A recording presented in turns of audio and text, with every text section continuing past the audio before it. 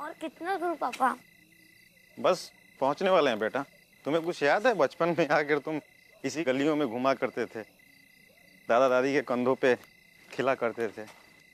तुम्हारे दादा दादी भी तुम्हें देखने के लिए बहुत उत्सुक हैं, वेट कर रहे हैं तुम्हारा। वैसे यहाँ कोई है क्यों नहीं? बेटा शहर में लोग लेट सोते हैं और गांव में खा पी कर जल्दी सो जाते हैं। ये रहा तुम्हारे दादा दादी का घर। बेटा रिशु, अरे संभल के।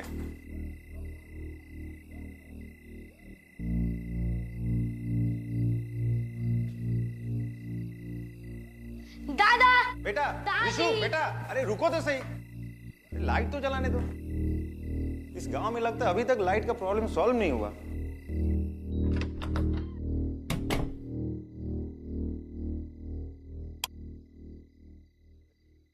नमस्ते मम्मी पापा।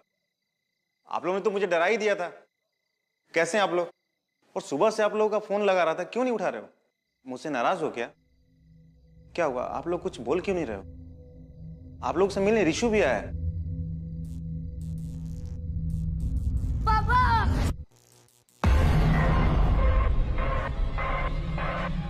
क्या हुआ? क्या हुआ बेटा?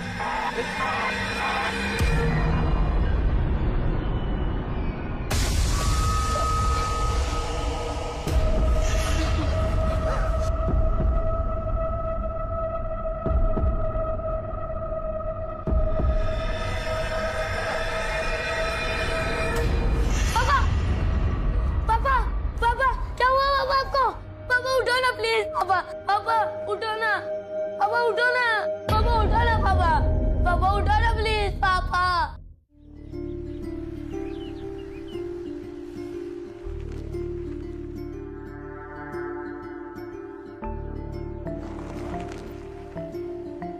एएसपी अदिति शर्मा, अच्छा बताओ ऐसी कोई किताब बनी है जिससे तुम्हें जाना जा सके?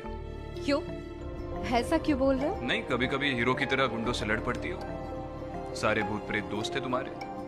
अपने डैड का फोन आते ही बच्चों की तरह उछल पड़ती हो, और कभी कभी गुमसुम रहकर किसी सोच में रहती हो। वैसे फिलहाल क्या सोच रही हो? कुछ नहीं। वैसे आप मेरी पर्सनल लाइफ में इतना इंटरेस्ट क्यों ले रहे हैं एसीपी साहब? अरे इतने दिनों से एक साथ काम कर रहे हैं, इतने सारे केसेस एक साथ सॉल्व किए हैं। एक बार तो तुमने मेरी जान भी बचाई है। अब अपने कलीग के बारे में थोड़ी बहुत पर्सनल इंफॉर्मेशन रखने का हक तो बनता है। अच्छा, इससे पहले जो कलीग थी उसके बारे में सब पता होता था? इससे पहले सिर्फ एक ही कलीग थी मेरी, उसे ठीक तरह से जान नहीं पाया। शिवानी, एक अच्छी ऑफिसर को वनराज ने मार दिया और मैं कुछ नहीं कर सका। विक्रांत, खुद को दोष देना बंद करो। जो भी हुआ उसमें तुम्हारी कोई गलती नहीं थी। वनराज खुलेआम घूम रहा है, उससे बड़ी क्या गलती हो सकती है? विक्रांत, मुझे खुद से ज्यादा तुम पर भरोसा है कि तुम वनराज को ढूंढ ही लोगे।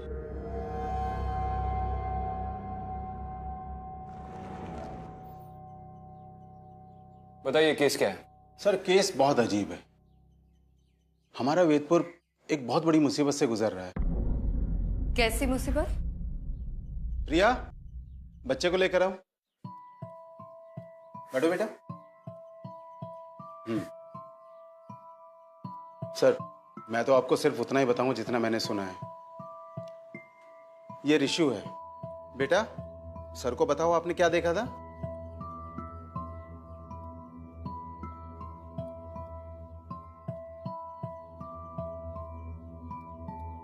रिशु, तुम्हें हमसे डरने की जरूरत नहीं है। हम यहाँ पे तुम्हारी मदद के लिए आए हैं। बताओ क्या देखा था तुमने?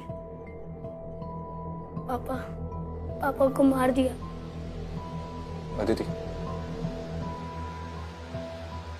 ये इस वक्त बहुत शौक में है। इस वक्त इससे बात करना मुनासिब नहीं है। कांस्टेबल, लेकर जाओ। जाओ बेटा। आप ही बता दीजिए, आपने क्या सुना है? सर, ये सुबह हमें पुलिस स्टेशन के बाहर मिला था। इसके पापा और इसके दादा दादी की डेथ बॉडीज घर से मिली थी। आपने आसपास के लोगों से पूछताछ की थी? जी मैम, हमने बात की थी। वो लोग भी वही बात कर रहे थे जो पूरा वेदपुर कर रहा है। क्या? एक ये रात को यहाँ पर रोने की आवाजें आती हैं और सर वो आवाजें पूरे वेदपुर को अपनी चपेट में ले रही हैं। रोने की आवाजें कहाँ से आती है? हर जगह से सर। विक्रांत, आई थिंक हमें रिशु के दादा दादी के घर जाके एक बार देखना चाहिए। ठीक है, इसके घर का एड्रेस दे दीजिए।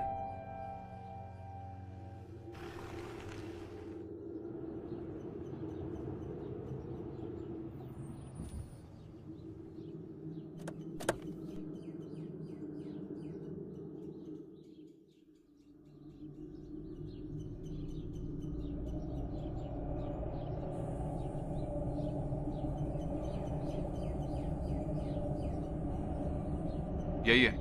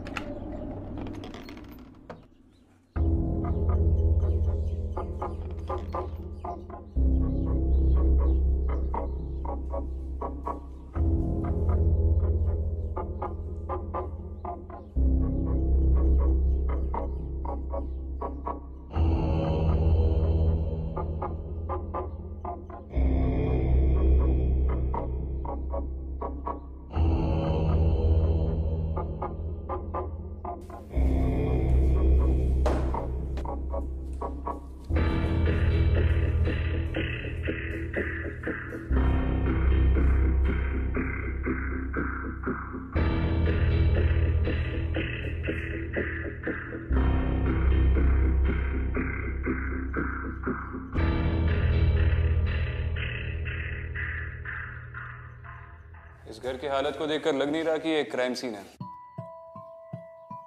चिंतन और उसके माँ बाप की मौत नॉर्मल सर्कमस्टेंसेस में हुई थी ना? हाँ, दोनों का दिल धड़कना बंद हो गया था और चिंतन की मौत शॉक लगने से हुई थी। शॉक की वजह से? इस घर में ऐसा कुछ तो जरूर हुआ होगा जिसकी वजह से उसे शॉक लगा होगा। कहीं अपने माँ बाप की डेड बॉडीज देखकर तो वो शॉक में नहीं चला गया? हो सकता है। विक्रांत, मुझे लगता है कि मुझे एक बार वैद्य जी से मिलना चाहिए। पिछली बार भी उन्होंने मेरी मदद की थी, इस बार भी वो हमारी मदद जरूर करेंगे। ठीक है।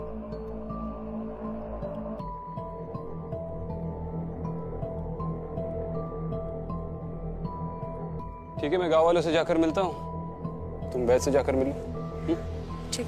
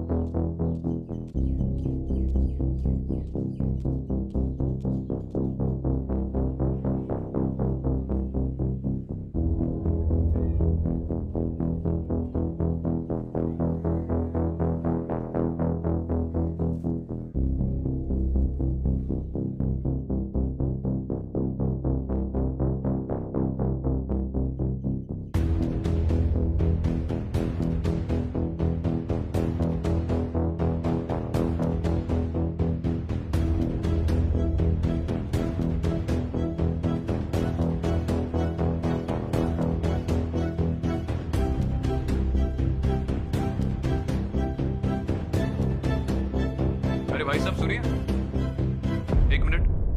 जी बोलिए। मैं विक्रांत सिंघल, मुंबई पुलिस एसीपी। आपसे चिंतन के बारे में थोड़ी बात करनी है। जी बताइए। आप जानते हैं चिंतन को? उस रात को उसके परिवार के साथ क्या हुआ था? आपने कुछ देखा या सुना? जी नहीं, हमें कुछ नहीं पता। आपको हर रात को यहाँ किसी के रोने की आवाजें आती हैं? केवल मुझे ही नहीं बल्कि पूरे गांव को ये आवाजें सुनाई देती हैं। कब से शुरू हुआ ये सब, ये आवाजें? पिछले कुछ दिनों से सर।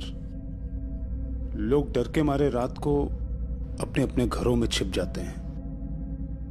वो तो दिख रहा है। ये चिंतन के माँ बाप क्या करते थे? मंदिर के बाहर उनकी एक दुकान थी। इस पूरे गांव के लोग मंदिर के आसपास ही काम करते हैं। बहुत ही पवित्र जगह है ये सर, लेकिन अब लगता है जैसे जैसे किसी शैतान का साया पड़ गया हो यहाँ पे। आप चिंतन के परिवार को अच्छी तरह से जानते हैं जी। एक छोटी सी मदद कर सकते हैं उसके परिवार की? जी, कुछ भी। चिंतन का बेटा है रिशु, बहुत डरा हुआ है। ऐसी हालत में उसका पुलिस चौकी पे रहना मुनासिब नहीं है। आपके घर में रहेगा तो परिवार की तरह महसूस करेगा।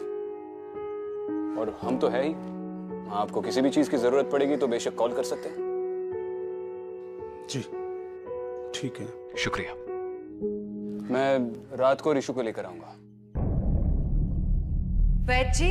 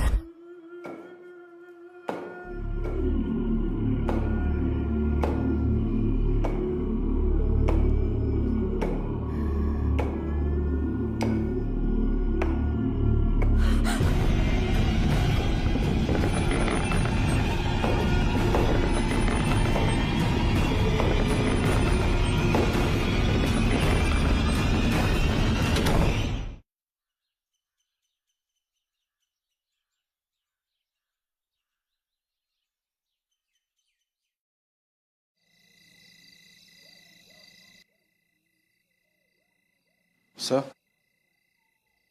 6 बज गए हैं सर, हम लोग जा रहे हैं। रिशु का ध्यान रखना सर। कृष्णकांत, तो हर रोज 6 बजे के बाद आप अपनी ड्यूटी से ऑफ लेते हैं?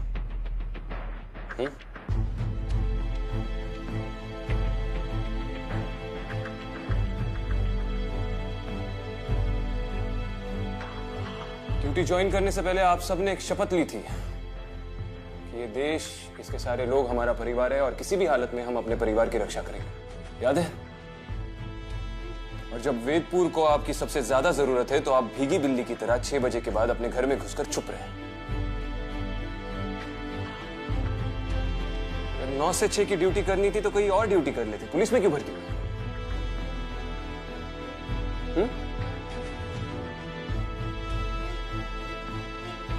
सिर्फ रिशु का ही नहीं, पूरे वेदपुर का ख्याल रखने के लिए मैं अकेला ही काफी हूं। और एक बात याद रखिए, भूत, प्रेत, पिशाच, आत्मा या कोई भी बुरी शक्ति इंसान की हिम्मत और उसके जज्बे से बढ़कर नहीं होती। दफा हो जाइए।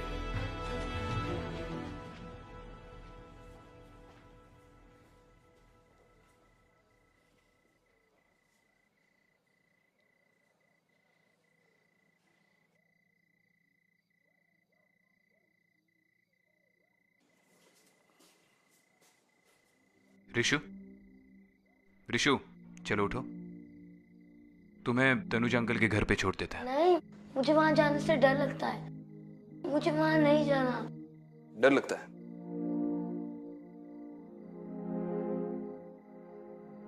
अच्छा मुझे बताओ, तुम्हारा फेवरेट सुपर हीरो कौन है? सुपरमैन। सुपरमैन। रिशु, बचपन में एक बार मैं साइकिल चलाते चलाते गिर गया था। तब से साइकिल चलाने का खौफ मेरे जहन में बैठ गया, मेरे दिमाग में बैठ गया। मुझे बहुत डर लगने लगा साइकिल चलाने से। तो मैंने अपने बाबूजी से जाकर कह दिया कि इसके बाद मैं दोबारा कभी साइकिल नहीं चलाऊंगा। तो उन्होंने मुझसे कहा कि बेटा, अगर जिंदगी में आगे बढ़ना है, कुछ बड़ा बनना है, तो जिस चीज से तुम्हें सबसे ज्यादा डर लगे, सुबह उठकर सबसे पहले वही चीज करो। और उस साल स्कूल की साइकिलिंग कंपटीशन में मैं फर्स्ट आया। तो अब तुम भी मत डरो। ये देखो, इस पर्ची पर मैंने अपना फोन नंबर लिख दिया है, ये अपने पास रखो। अगर तुम्हें वहां पर कोई भी प्रॉब्लम आए तो मुझे फोन कर देना, मैं सुपर हीरो की स्पीड से वहां पर पहुंच जाऊंगा, ठीक है?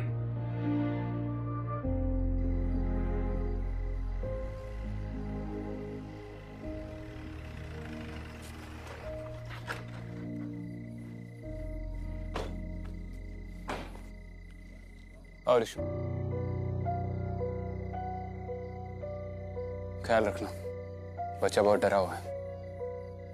घर में अगर हंसी मजाक का माहौल रख पाओ तो इसके लिए अच्छा होगा। आप परेशान मत होइए सर, मैं ऋषु का अच्छे से ख्याल रखूंगा, आपको शिकायत का मौका नहीं दूंगा। धन्यवाद। चलो मिलते हैं।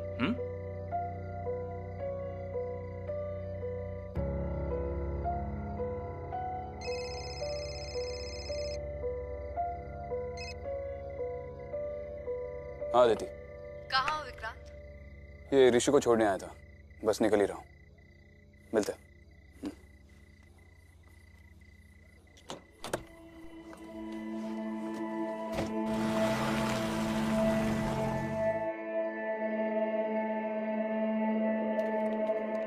विक्रांत कहाँ थे तुम?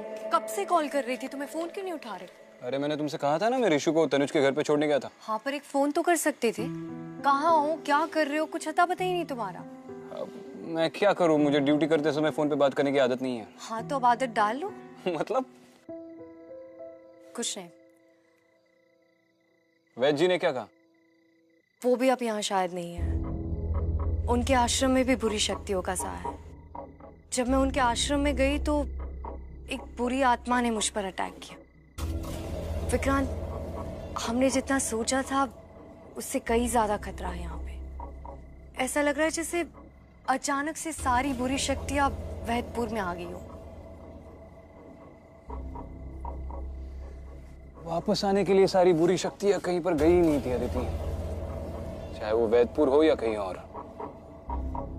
जहां जहां अच्छाई होती है वहां पर बुराई होती ही है। आज तक हमने जितने भी केसेस सॉल्व किए, शुरू में हमें काफी दिक्कतें आई है, लेकिन हमारे अंदर की अच्छाई ने हमेशा हमें उन्हें सुलझाने की मदद की है। बेटा पता है, मैं और तुम्हारे पापा सारा दिन खेतों में घुमा करते थे, मंदिर से चुराकर प्रसाद खाते थे और पड़ोसी के खेत से आम, खूब मस्ती करते थे। फिर एक दिन वो शहर चला गया और मैं यहाँ रह गया। उसके जाने का मुझे भी अफसोस है। मेरी मम्मी चली गई भगवान के पास और अब मेरे पापा भी चले गए। बेटा हम है ना तुम्हारे पास। और तू बिल्कुल उदास मत हो, ठीक है? कल सुबह होते ही मैं तुम्हें पूरा वेदपुर घुमाऊंगा। आप कल की छोड़िए, मैं अभी इसके लिए कपड़े देती हूँ, फिर आराम से सो जाना, थक गया है। और तुम मोबाइल पे गेम खेलोगे? ये लो। इस बार तुम बहुत ज्यादा टेंशन में लग रही हो, क्यों? पता नहीं, इस बार अजीब सी घुटन हो रही है। ऐसा लग रहा है जैसे कुछ मुझसे दूर जाने वाला है। विक्रांत, कहीं इन सब के पीछे वनराज तो नहीं है? वनराज होगा तो वनराज मरेगा। जिस तरह समय की इकाई, समय का सिलसिला अटूट है, अंतहीन है, उसी तरह बुराई और अच्छाई की लड़ाई भी अंतहीन है, उसका कोई निश्चित अंत नहीं। मगर हर युग में जीत अच्छाई की ही होती है। अब अगर रावण को मारना है तो राम तो बनना होगा। पर विक्रांत, अगर तुम्हें कुछ हो गया तो क्या शहीद सिपाहियों की तस्वीरों में लेट विक्रांत सिंघल की तस्वीर लग जाएगी और तुम उसके सामने खड़ी रह के सल्यूट करना? विक्रांत, मैं मजाक नहीं कर रही।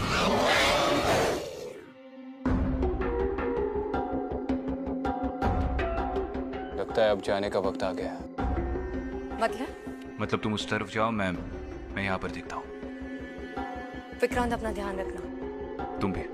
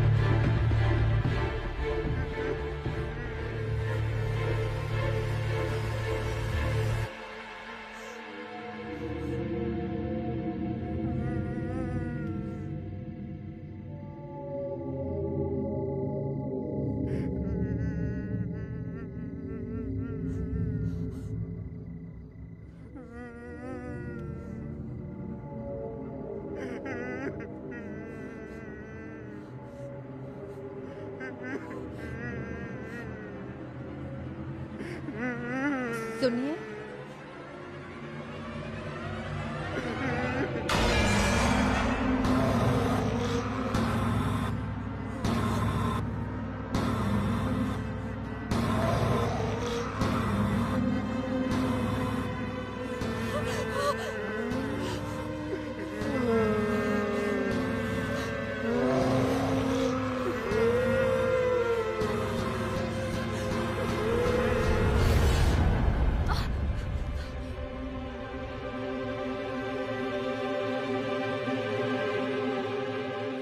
जी आप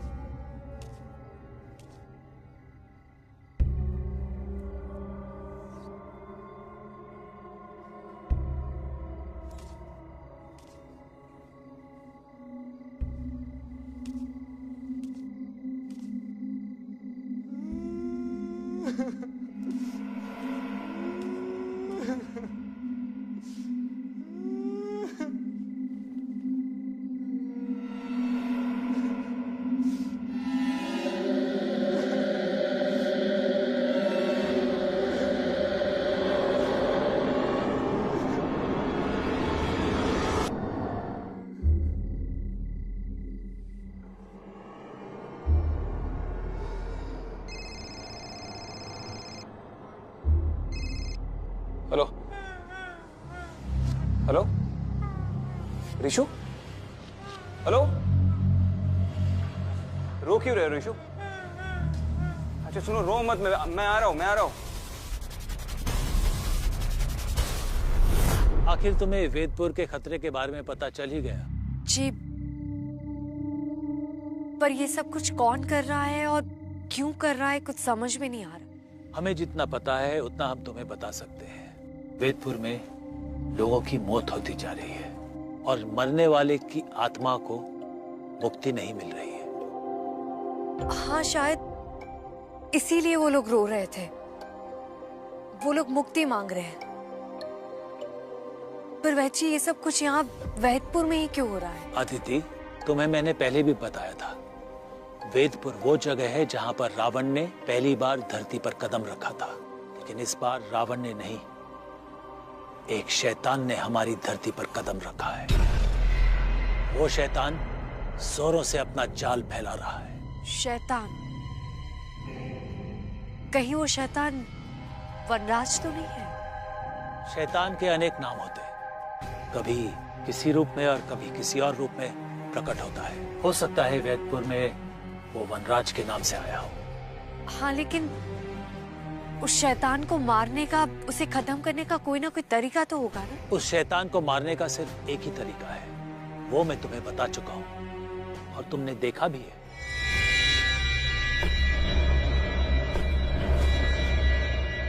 वो 4 निशान। पर वैची, वो 4 निशान से वनराज को मारना? अदिति, मैंने तुम्हें बताया था ना, 4 नहीं 5। पुराने ग्रंथों में भी लिखा है और भूतकाल के शास्त्रों में भी यही लिखा है। मैंने पढ़ा है। और हर एक निशान का अपना मतलब होता है। पहले निशान का प्रतीक शक्ति है, दूसरे निशान का प्रतीक ऊर्जा, तीसरे का प्रतीक है बुद्धि, चौथे का प्रतीक है सर्वश्रेष्ठ और आखिरी निशान इस ब्रह्मांड का प्रतीक है। वो कहाँ पर है और कैसा दिखता है ये हम नहीं जानते, पर वैसे अगर 4 निशान मिल गए हैं तो 5वां भी कहीं ना कहीं होगा। उसे ढूंढने का कोई तरीका होगा कुछ तो। हमें इसके बारे में ज्यादा तो नहीं पता है, लेकिन हाँ हमने पढ़ा है कि जब भी अच्छाई और बुराई का युद्ध होगा वो प्रतीक वहां अपने आप प्रकट हो जाएगा। ऋषु, ऋषु, तनुज, तनुज,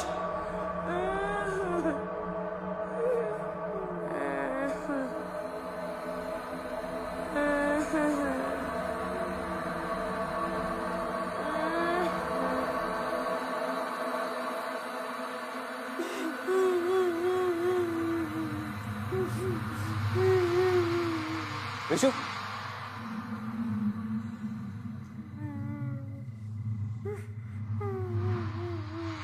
आप तनुज,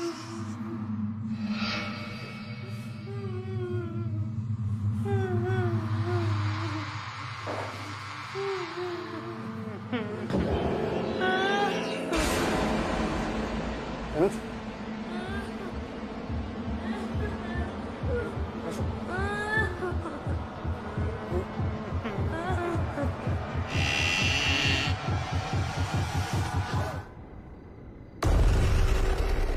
वनराज,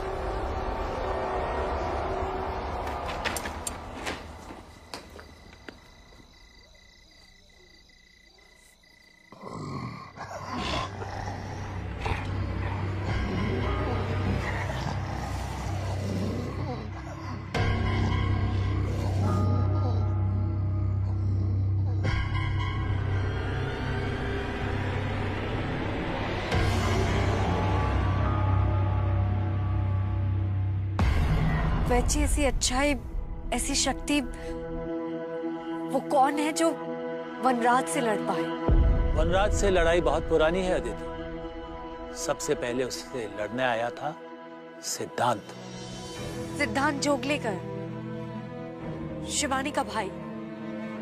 सबसे पहला निशान हमने उन्हीं की डायरी में देखा था।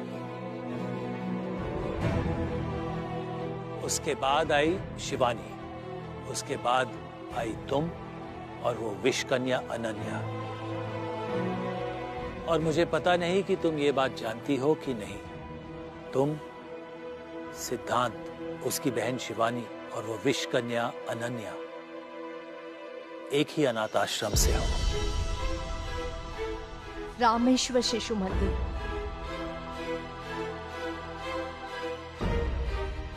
पर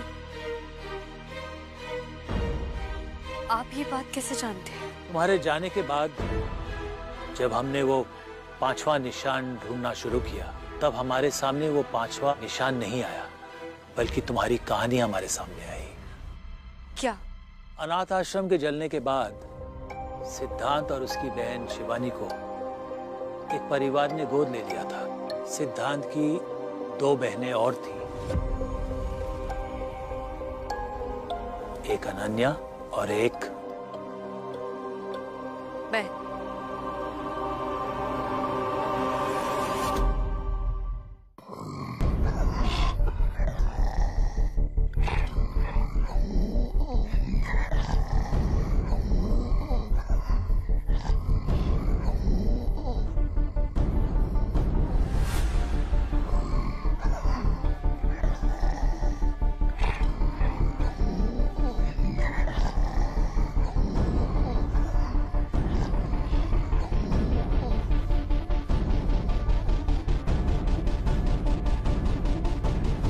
लेकिन तुम सब वनराज को मारने के लिए नहीं, बल्कि वनराज को मारने वाले की सुरक्षा के लिए यहाँ आए हो।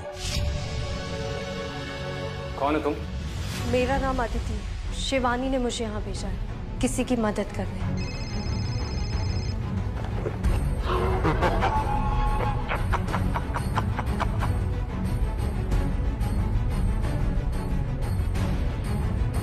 अब अगर रावण को मारना है तो राम तो बनना होगा। मतलब वनराज को कोई खत्म कर सकता है तो वो है विक्रांत।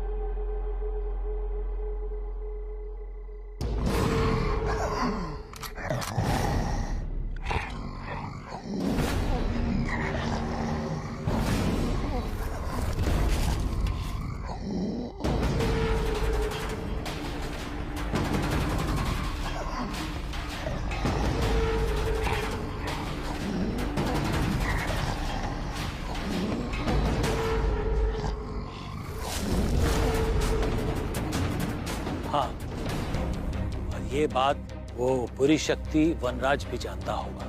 वनराज को मारना इतना आसान नहीं है अदिति। विक्रांत की जान को भी खतरा है।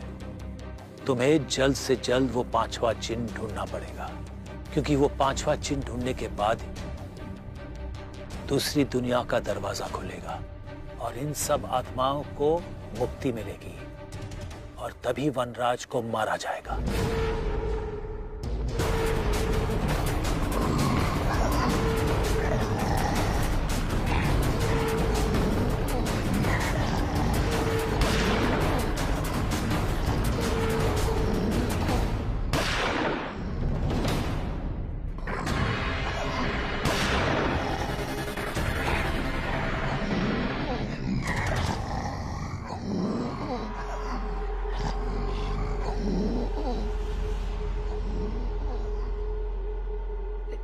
लेकिन वैद जी, मैं वो 5वां चिन्ह कैसे ढूंढूंगी?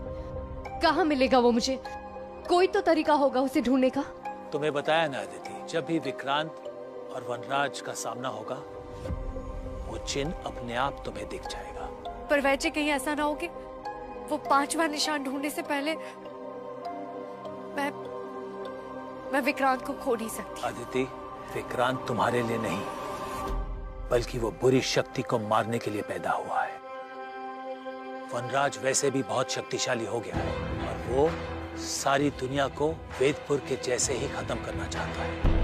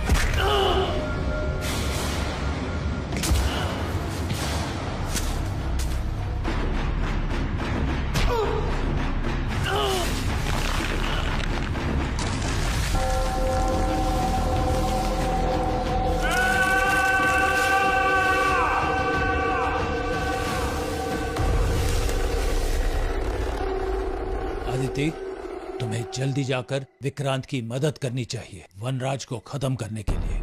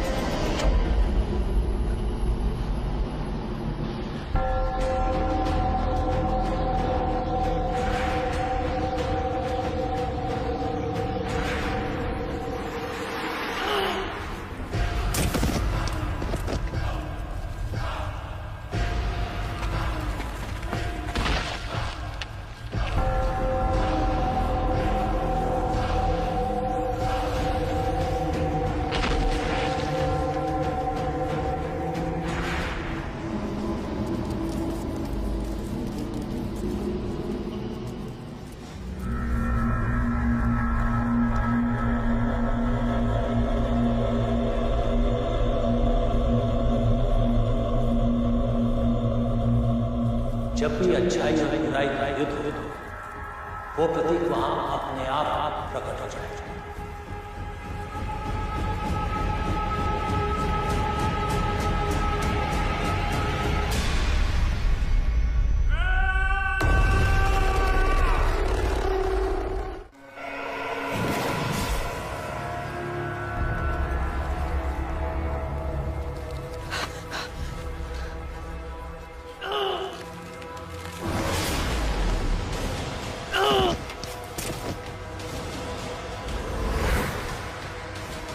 निशान प्रकट हो गए, तो पांचवा निशान भी यहीं कहीं होना चाहिए।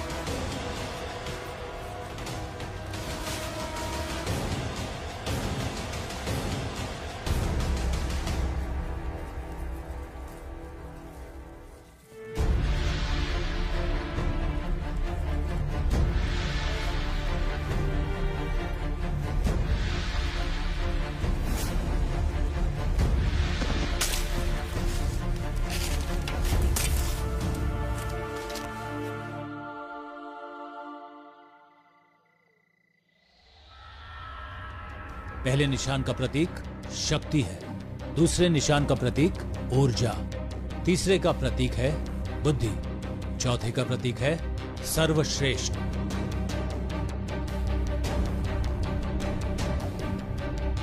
और आखिरी निशान इस ब्रह्मांड का प्रतीक है।